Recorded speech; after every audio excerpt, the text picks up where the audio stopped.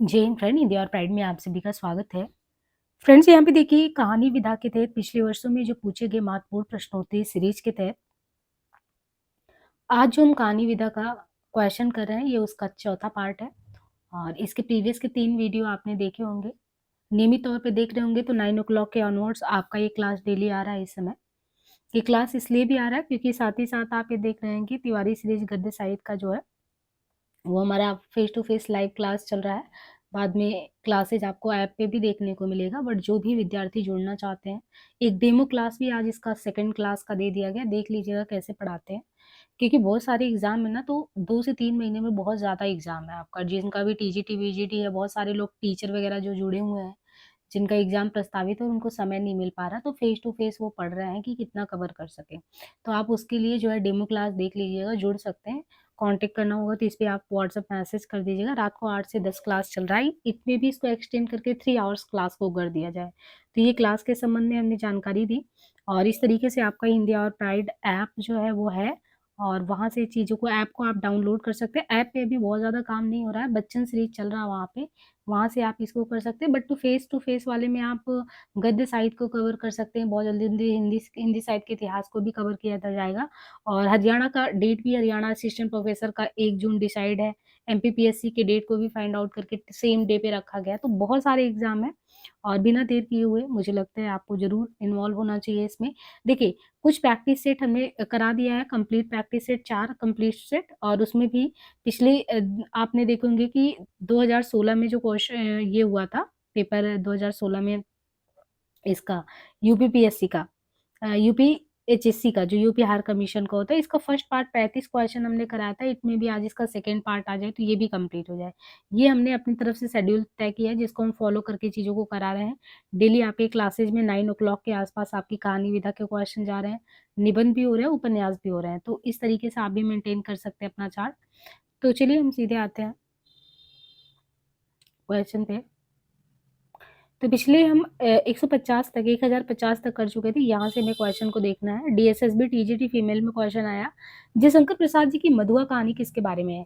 तो ऐसे भी आपने देखना है कि प्रसाद जी का कुल मिला के 5 कहानी संग्रह, जैसे छाया है, प्रतिध्वनि है ना, इंद्रजाल हो गया, तो ये आकाशदीप वगैरह जो भी आता है, इसमें कुल मिला के इन्होंने 70 कहानियाँ दी हैं, लेकिन ज़रूरी नहीं है कि 70 आपको याद हो। जैसे छाया में 11 लगभग संकलित है, ऐसे करके अलग-अलग।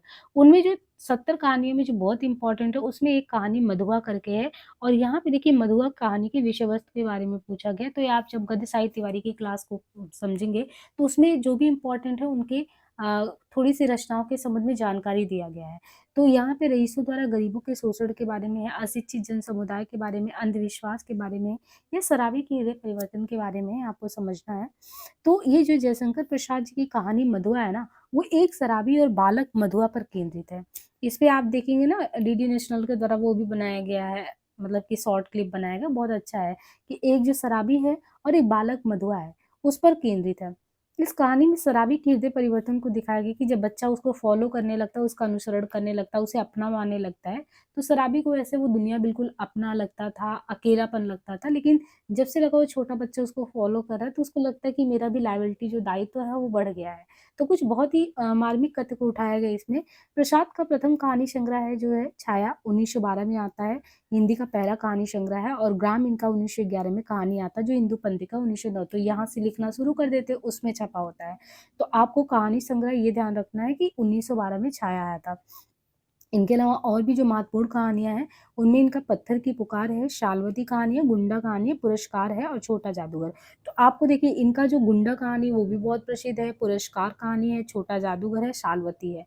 ठीक, अब यहाँ पे देखिए क्वेश्चन दिया है कि सुनंदा जेनिन की किस कहानी का पात्र है? पाजेब, जनता, पत्नी, मास्टर जी।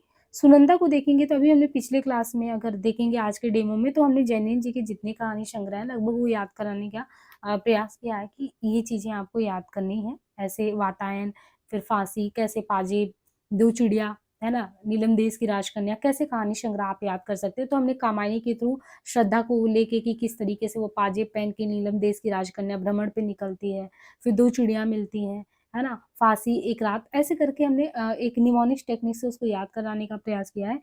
तो आपको यहाँ पे देखिए क्वेश्चन ने ये नहीं पूछा कि कहानी संग्रह क्या है, ये बल्कि पूछ लिया कि आपको जो सुनंदा जैन की कहानी है, क्योंकि जो जैनेंद्र जी हैं, इलाचंद जोशी जी आगे हैं, देवराज हैं, ये लोग मनोविश्लेषणवाद को ध्यान में रख के लिखते हैं। तो उसमें ये स्त्री पुरुष संबंधों के बारे में बहुत विस्तार से चर्चा करते हैं जैनेंद्र जी। अब ये इनकी जो कहानी है सुनंदा, सुनंदा किसमें है? पत्नी में, पाजेब में, जनता मास्टर जी। तो जो सुनंदा जैनेंद्र के है, ये पत्नी कहानी जो है इनका, जैनेंद्र की कहानी पत्नी, पत्नी का पात्र है सुनंदा। सर्वप्रथम हिंदी साहित्य में अगर कहें कि कोई व्यक्ति को बहुत ज्यादा महत्व देने लगा समाज से भी ज्यादा, तो जैनेंद्र जी देने लगे। और जैनेंद्र का पहला कहानी खेल 1928 में। हालांकि आपको हमने बताया था कि ये 1928 खेल को नहीं मानते हैं, खेल इनका विशाल भारत में 1928 में आता, लेकिन वो स्वयं उसको नहीं मानते हैं।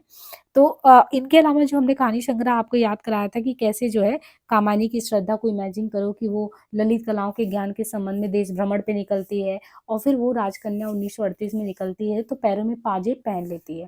पाजेब भी एक कहानी है। तो 1948 में वो पाजेब पहन लेती है और निकल पड़ती है, और निकलने पे जब जाती है रास्ते में तो उसको चिड़िया भी दिखता है ना, फिर फांसी, वातायन, ये सारी चीजें ऐसे करके याद कराया था।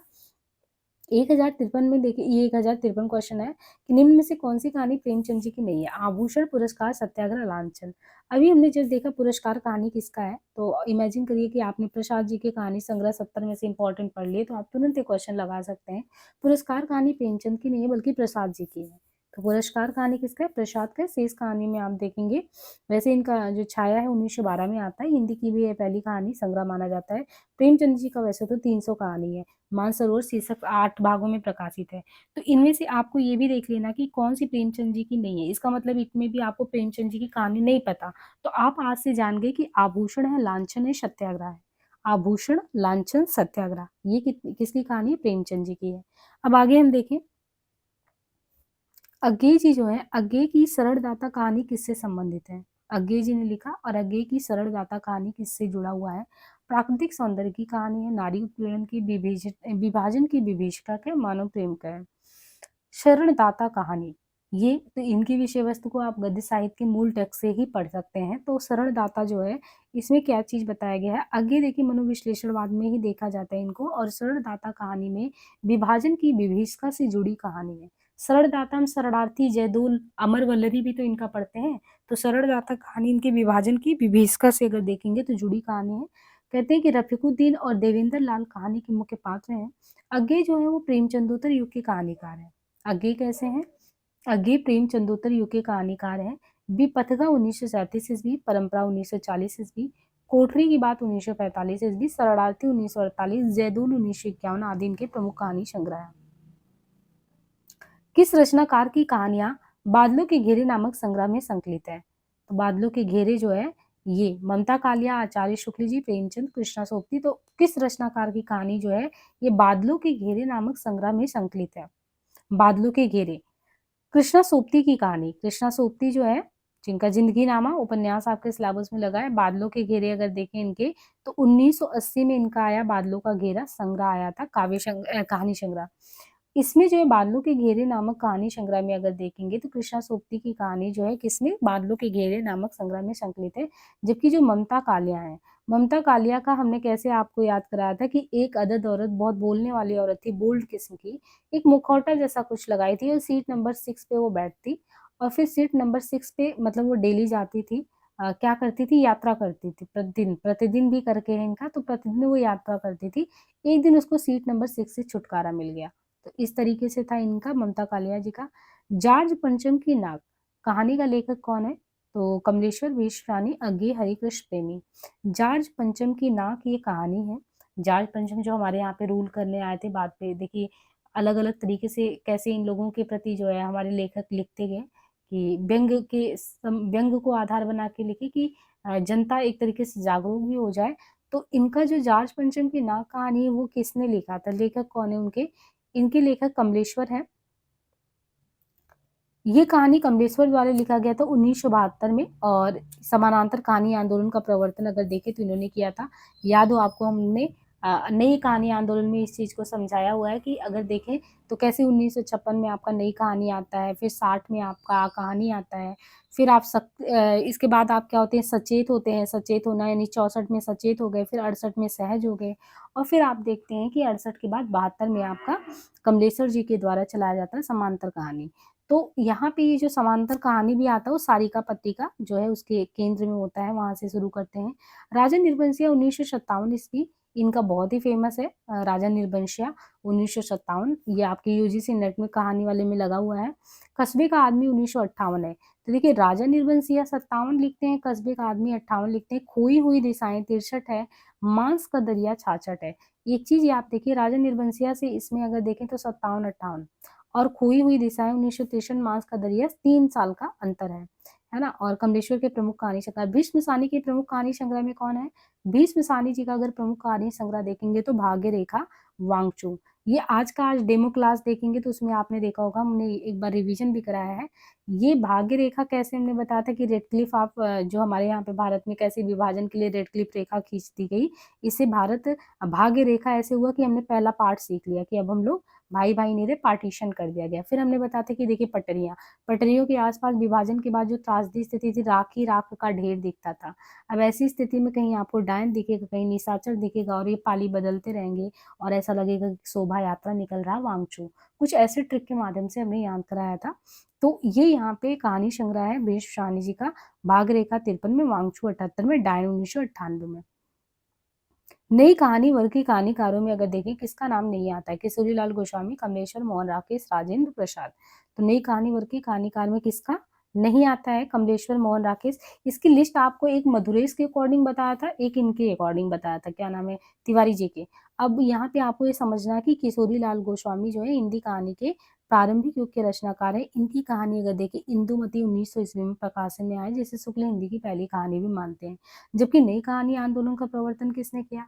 इंदुमती तो 1900 में हो गया, जबकि शुक्ल हिंदी के पहले कहानी इसको भी मानते हैं। जबकि नई कहानी आंदोलन 56 में आया, राजेंद्र यादव और मोहन राकेश कामलेश्वर इनके प्रवर्तक हैं।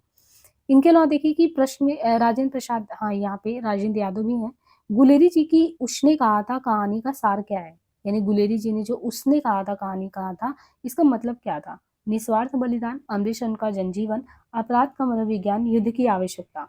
देखिए गुलेरी जी उसने कहा था जो कहानी 1915 में आया, तो ये सरस्वती पत्रिका में प्रकाशित हुआ। ये कहानी प्रथम विश्व युद्ध कब हुआ? तो 1914 से 1918 चला था, दूसरा 39 से हुआ। तो उसने कहा था कहानी 1915 में प्रथम विश्व युद्ध के पृष्ठभूमि पर लिखा गया। और वैसे भी आप देखो 1900 से लेके 1900 की यात्रा जो होती है 15 तक की, इसको ये मानते हैं कि प्रेमचंद जी से पूर्व की बात है। जब आप देखें बाला कृष्ण घोष वगैरह जो थी, राजेंद्र बाला वगैरह, ये सब बहुत एक्टिव थी। और जो 1915 से लेके 36 के दौरान की बात है, उसमें आप देखते हैं कहानी विधा में एक तरफ प्रसाद जी हैं, जैनेन्द्र हैं और क्या नाम है, प्रेमचंद और प्रसाद और जैनेन्द्र, ये सब हैं। तो ये जो 1915 है आप देखो बहुत ट्रांजिशन फेज हुआ, क्योंकि गुलेरी जी ने ऐसी कहानी फ्लैशबैक पद्धति पर लिख दिया कि निस्वार्थ बलिदान क्या हो सकता है प्रेम में। तो इसमें लैला सिंह के कैरेक्टर को रखा और प्रेम भी इस तरीके से उदात्त रखा कि आखिर जो शुक्ल जी हैं उनको कहना भी पड़ता है कि आप देखोगे एक उदात्त प्रेम छलकता है, उसमें कहीं भी वासना की महक नहीं आती है। गुलेरी जी ने कुल 3 कहानियाँ लिखी है, तीनों ही बहुत महत्वपूर्ण रहा हिंदी साहित्य में। सुखमय जीवन 1911 में रहा, बुद्धू का कांटा 14 में रहा, उसने कहा था 1915 में रहा। उसने कहा था कहानी सेम क्वेश्चन रिपीट हुआ 1915, तो क्वेश्चन बार बार रिपीट होता है, इसलिए प्रीवियस के क्वेश्चन पे बहुत अच्छा आपका कमांड होना चाहिए। उसने कहा था 1915 सरस्वती पत्रिका में और इसके कहानीकार हैं गुलेरी जी, है ना। और प्रेम संवेदना इसके केंद्र में है, प्रथम विश्व युद्ध की पृष्ठभूमि पर लिखा गया है। फ्लैशबैक पद्धति इट मीन्स कि बचपन में 8 साल और 11 साल का बच्चा जो है आपस में दोनों टकराते हैं, तब उन्हें प्रेम के बारे में पता भी नहीं, पर वो प्रेम सहज इस तरीके से होता है कि जब वो बड़े होते हैं और प्रेमिका ये वादा कर देती है कि हमारे पति और बच्चे को बॉर्डर पे आपको बचाना है, तो वो बहुत उदात्त प्रेम दिखाता है लैला सिंह, जो अपने जान को खेल कर जो है इनके प्रेम को बचाता है। तो ये एक प्रेम का उदात्तीकरण है, कोई स्वार्थ नहीं है, उस तरीके से है। तो इसको कहते हैं फ्लैशबैक, यानी पुरानी स्मृतियों में जाके चीजों को याद करना। और हिंदी की ये पहली कहानी है, सुखमय जीवन 11 में और बुद्धू का कांटा 14 में है। समुद्र संतरण कहानी के रचयिता कौन है? समुद्र संतरण कहानी के रचयिता कौन है? प्रसाद यशपाल, हजारी प्रसाद द्विवेदी, जैनेन्द्र। तो समुद्र संतरण कहानी के रचयिता में आप देखेंगे तो समुद्र संतरण कहानी के रचयिता प्रसाद है। प्रसाद द्वारा रचित कहानी संग्रह में छाया 1912 में आता है, प्रतिध्वनि 26 में, आकाशदीप 29 में, आंधी 31 में, इंद्रजाल 36 में। ये सारे आपको कंठस्थ करने हैं जितने के जितने भी कहानी संग्रह है। तो प्रसाद जी के कहानी संग्रह में एक तो छाया हो गया, छाया 1912 ईस्वी, प्रतिध्वनि 26 में, आकाशदीप 29 में, आंधी 31 में, इंद्रजाल 36 में। तो देखिए 12 12 दूनी 24 होता है ना, करीबन 14 साल बाद प्रतिध्वनि आया था। जो दूसरा संकलन आया। आकाशदीप जल्दी ही आ गया, 3 साल के बाद आ गया, इंद्रजाल हो गया। इसको थोड़ा-सा ऐसे भी याद रख सकते हैं जैसे कोई दीवाल है। तो हम लोग साइंस में पढ़ते हैं ना कि कोई भी चीज़ जाते ही टकराता है तो प्रकाश से परावर्तन होता है। तो ऐसे देखिए मान लीजिए आप खड़े हो यहाँ पे, आपकी छाया इससे टकराया और प्रतिध्वनि वापस आपके पास आ गया, है ना? कुछ ऐसे ही देखिए कि जो आकाशदीप की नायिका है वो क्या कहती है कि हम यहाँ पे क्या करेंगे, आकाशदीप यानी यहाँ पे दिया जलाएँगे, सब नाविक को रास्ता देंगे। तो एक द्वीप जलाने की बात करती है। तो आप देखिए कि छाया, प्रतिध्वनि, आकाशदीप और आकाशदीप के साथ अगर आँधी आएगा तो क्या होगा? दीप जलाओगे लेकिन आँधी आएगा तो एक तरीके से एक जाल जैसा वो होगा कि पड़ेगा और दीप जो है बुझ जाएगा। तो इस तरीके से 12 में ये आया, 26 में आया, 29 में आधा आधी और 31 में 1931 में आंधी आया। और 1931 में ये आप ये भी देखो ना प्रसाद जी ने तभी चंद्रगुप्त नाटक भी लिखा था। 33 में ध्रुव स्वामी आया था, 1928 में ये आया था और इंद्रजाल 36 में आया। अच्छा, चर्चित कहानियों में इनका पत्थर की पुकार पहले भी बताया, उस पार का योगी, चंदा देवदासी। तो देवदासी कहानी किसका, पुरस्कार किसका है, विशाती करके है। विशाती कहानी भी इनका, उस पार का योगी भी है, चंदा करके भी है। अच्छा, प्रसाद की जो पहली कहानी है ना वो 1911 ईस्वी में ग्राम शीर्षक से आया था, वो हिंदू में छपा था। 1909 से जब हिंदू का ये प्रकाशन बहुत ही जोरों शोरों पे, तो इनका जो लेखनी का काम शुरू हुआ प्रसाद जी का, हिंदू से ही शुरू हुआ। और 1912 में आप इनकी पहली वाली छाया देख भी लेते हैं कि पहला कहानी संग्रह 12 में आ गया, लेकिन पहली कहानी ग्राम शीर्षक से आते हिंदू में। प्रसाद जी की अंतिम कहानी का नाम क्या था, तो अंतिम जो कहानी इनका आया था वो कहानी का नाम था शालवती। और छाया 1912 प्रसाद की पहली कहानी संग्रह होने के साथ भी हिंदी का भी पहला कहानी संग्रह है। तो ये एक चीज ये भी है कि 1912 में प्रसाद का तो ये पहला हो गया, लेकिन हिंदी का भी ये पहला हो गया। ये बहुत इंपॉर्टेंट चीज है। यशपाल की चर्चित कहानी में आपको हमने याद कराया था निमोनिक्स टेक्निक से कि पिंजरे की उड़ान में जैसे कोई चीज पिंजरे में एक तरीके से कैद हो तो उड़ान मांगता है, लेकिन उड़ान कैसे देंगे, आप उसको एजुकेशन दीजिए, ज्ञान दीजिए, क्योंकि वो अभिशप्त है, उसको ज्ञान नहीं पता। तो उसे नहीं पता कि फूलों का कुर्ता कुछ अच्छा आता, वे दिन कैसे आएंगे खुशी वाले। तो इसको हमने याद कराया था कि सतमी की माँ ने कैसे क्या कहा था। जनिन की प्रमुख कहानी में देखिए फांसी है, वातायन है, नीलम देश की राजकन्या, एक रात दो चिड़िया। तो इस चीज को आपको ये ध्यान रखना है कि इसको हमने कामायनी के उसे श्रद्धा से जोड़ के चीजों को याद कराया। अब देखिए बहुत सारी चीजें हम यहाँ पे नहीं करा पा रहे हैं, यहाँ पे एक लिमिटेड चीजें हैं, लेकिन जो हम मूल टेक्स्ट के साथ ये निमोनिक्स टेक्निक से चीजें याद कराना और उसको काम देना, वो सारी चीजें हमारे व्हाट्सएप वाले क्लास में 2-3 घंटे में हम करा रहे हैं। तो अगर आपको लगता है कि आप इस यात्रा में सहयोग चाहते हैं तो डेफिनेटली आपको मुझे लगता है गद्य साहित्य को ज्वाइन करना चाहिए। तो इनके अलावा हिंदी कहानी का उद्भव द्विवेदी युग से माना जाता है। किस रचनाकार की कहानी, माया दर्पण। माया दर्पण पर फिल्म बनी जिसे 1973 ईस्वी का सर्वश्रेष्ठ हिंदी फिल्म का पुरस्कार प्राप्त हुआ। माया दर्पण, आपको पता है माया दर्पण के संबंध में किस रचनाकार की कहानी माया दर्पण है, उस पर फिल्म बना हुआ है। 1973 का सर्वश्रेष्ठ हिंदी फिल्म का पुरस्कार, निर्मल वर्मा, ममता कालिया, भीष्म रानी, शेखर जोशी। तो यहाँ पे आपको ये देखना है कि निर्मल वर्मा की कहानी माया दर्पण पर फिल्म बनाई जिसे 1973 का सर्वश्रेष्ठ हिंदी फिल्म का पुरस्कार भी मिला। निर्मल वर्मा की प्रमुख कहानियों में परिंदे, जलती झाड़ी, पिछली गर्मियों में, बीच बहस में, कव्य और काला पानी। डॉक्टर नामोर सिंह ने निर्मला वर्मा कृत परिंदे 1960 को नई कहानी की पहली कृति माना। वर्ष 1985 में निर्मल वर्मा को कव्य और काला पानी कहानी संग्रह के लिए साहित्य अकादमी पुरस्कार से पुरस्कृत किया गया था, कव्य और काला पानी के लिए। निर्मल वर्मा 1929 से 2005 नई कहानी आंदोलन के महत्वपूर्ण कहानीकार थे और 99 में उन्हें ज्ञानपीठ पुरस्कार भी मिला। आगे की सरलदाता कहानी के बारे में पहले भी पूछा, इसमें क्या चीज है, किस मुद्दे को लिया गया है, सांप्रदायिकता विरोधी कहानी, नारी ममता की कहानी, बाल शोषण की है, मानव संघर्ष की है। तो हमने वैसे भी बताया इन्होंने सरल जो हमारे यहाँ पे आते शरणार्थी उनको केंद्र में रख के, और कहानी में सांप्रदायिक विरोधी भावनाओं का वर्णन है। आगे की शरणदाता कहानी अपनी मूल संवेदना के भयावह दृश्यम घटनाओं को प्रस्तुत करते हुए शरणागत की रक्षा, सांप्रदायिक सद्भाव, मानवता की सेवा आदि का संदेश देने में पूर्णतः सफल है। आगे जी की प्रमुख कहानियां विपथिका परंपरा, कोठरी की बात, शरणार्थी, जयदूल, अमरवल्लभी हुई है। और इसको भी याद कराते हैं कि कैसे हम रास्ते से हट जाते हैं, विपत होते हैं क्यों, अगर विपत होना का मतलब अपनी परंपरा को नहीं मानना, और वो सब लोग ऐसा नहीं कर सकते हैं। शरारती आते हैं उनको तो एक घर कोठरी अकेला अपने से तो मिल नहीं पाता है। और जयदुल अमर वल्लरी भी इनका है। अग्गे जो है प्रयोगवाद एवं नई कविता को साहित्य जगत में प्रतिष्ठित करने वाले कवियों में है। 1943 में आप देखते हो तार सप्तक, तो इनवाइट कौन करता है, अग्गे जी ही करते हैं, 7 कवियों की चुनिंदा चीजों को संकलित करके जो सर्वश्रेष्ठ संकलन के रूप में होता है उसको सामने रखते हैं। तो नई कविता आप देखेंगे तो उसमें भी प्रतिष्ठित करने वालों में से ये है। प्रेमचंद की पूछ की रात कहानी कैसी कहानी, अशिक्षा के अभिशाप की कहानी, भारतीय किसान की टूटने की कहानी, उच्च वर्ग की कहानी, भारतीय मध्यम वर्ग की मिथ्याभिमान की कहानी है। तो देखिए पूछ की रात 1930 ईस्वी कहानी केंद्र में जो है एक तरीके के किसान और उनकी ऋणग्रस्तता का है। कर्ज के जाल में फंसा किसान किस तरह मजदूर बन जाने को मजबूर होता है, इसका मार्मिक चित्रण है। कहानी का मुख्य पात्र हल्गू और उसका कुत्ता जबरा होता है। निम्नलिखित में से कौन सी कहानी प्रसाद द्वारा लिखी गई? ईदगाह गुंडा राखी बंध गई नकली किला। तो इसमें आपको देखना है कि निम्नलिखित में से कौन सी ऐसी कहानी है जो प्रसाद द्वारा लिखी गई है।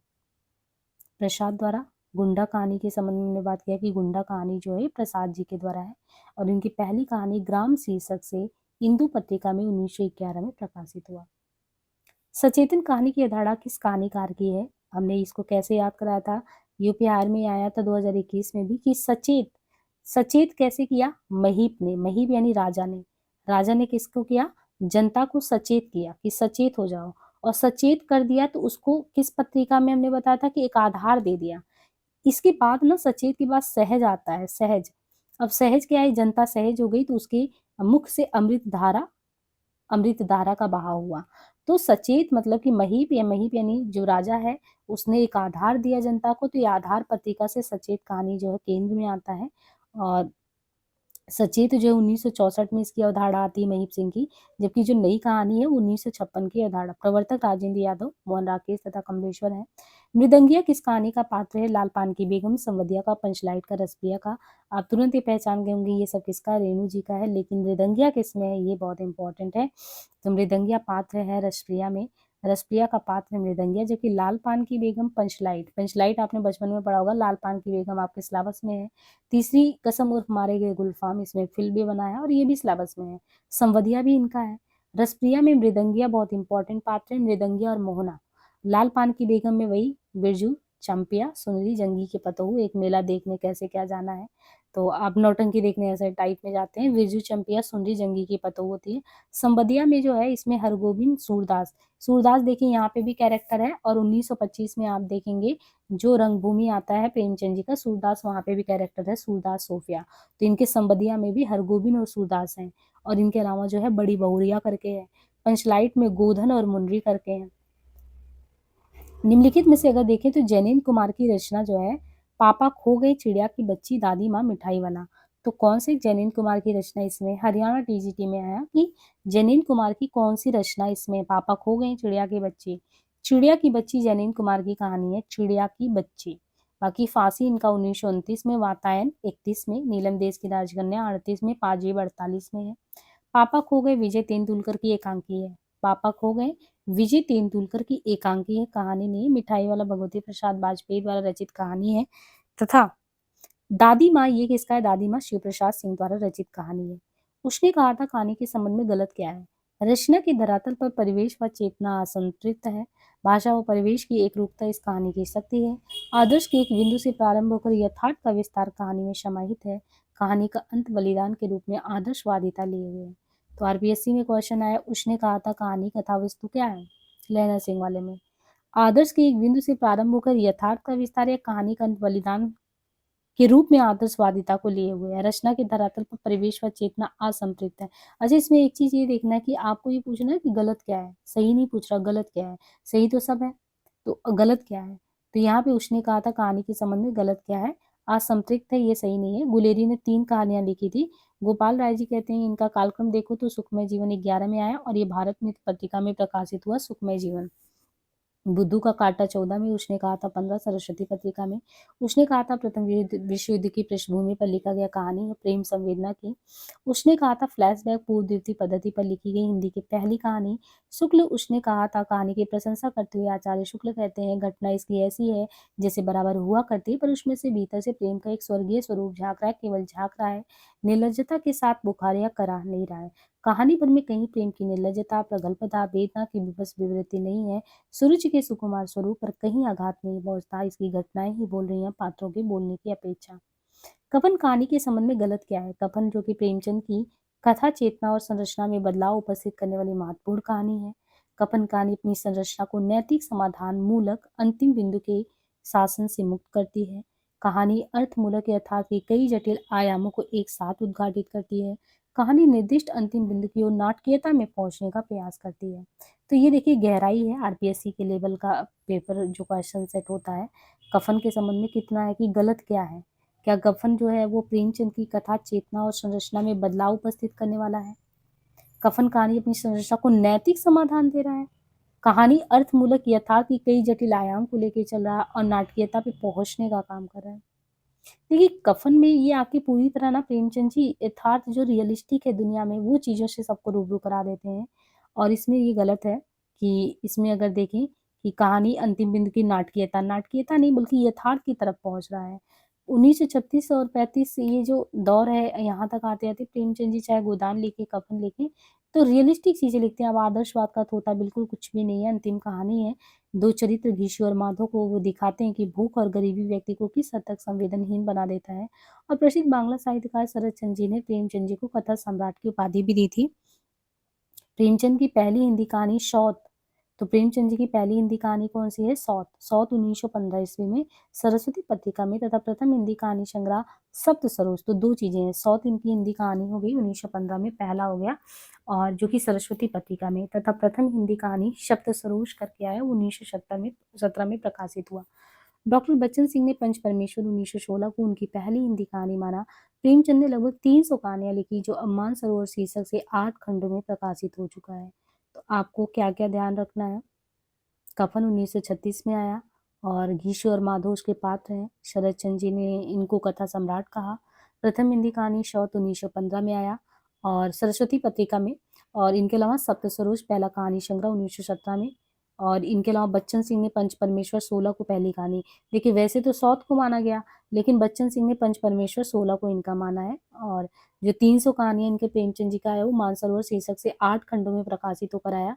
प्रेमचंद जी की जो प्रसिद्ध कहानियां उनमें नमक का दरोगा है 13, सज्जनता का दंड 16, ईश्वरीय न्याय 17, बूढ़ी काकी 20, सवा सेर गेहूं 24 में है, शतरंज के खिलाड़ी 24 में, मुक्ति मार्ग 24 में, सौभाग्य के कोड़े 24 में है, पूष की रात 30, पत्नी से पति पत्नी से पति करके है और दो बैलों की कथा 31 में है, ईदगाह 33 में है, ठाकुर को कुआं 35 में है, नशा 34 में है, बड़े भाई साहब अगर देखो तो 34 में है।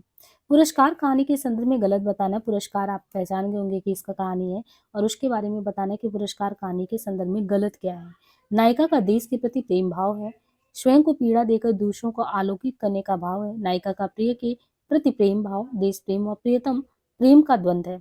तो यहाँ पे आपको ये ध्यान देना है कि ये जो पुरस्कार कहानी है ना, पुरस्कार कहानी जब आप पढ़ेंगे तो इसके संदर्भ में स्वयं को पीड़ा करने का भाव गलत है।